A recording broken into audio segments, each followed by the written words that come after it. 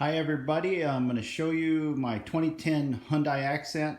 It's got a rough shifting transmission. It takes off in second gear and it really never shifts into high gear. Put the code reader on it, it said it was a speed sensor.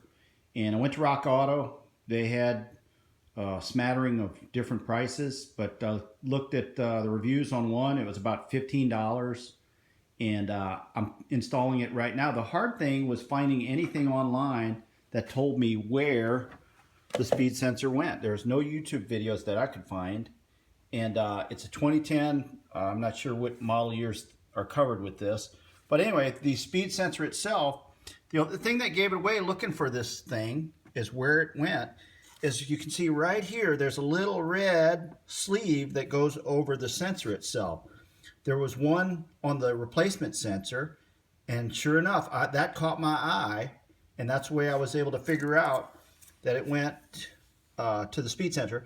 Here's the connection, quick connect there. Nothing special about that. It's the top quick connect on my model. But then the other part is the part you just couldn't find. It has to connect directly to the transmission somewhere.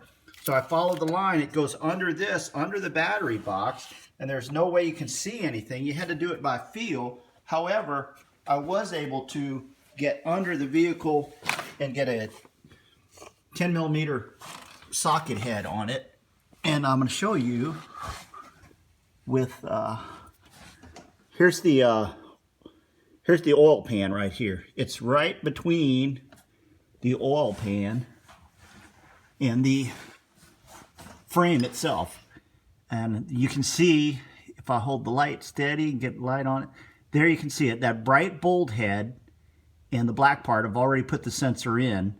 And that's where the sensor goes. You have to do it all by feel underneath the battery box and follow that line down.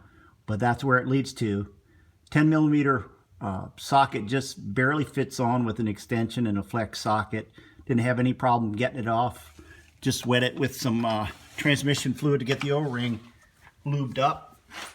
And I'm going to put it back together, and I'm sure it'll shift and run fine now. Also, while I was in here, I was changing the starter, which is another story. I'm finishing that up because my starter's got a little hitch in its giddy up, and they say that's a weak point on the car if the starters give out. And so I was in here, I decided to order a starter too. So anyway, thanks for watching. Hope this helps people out.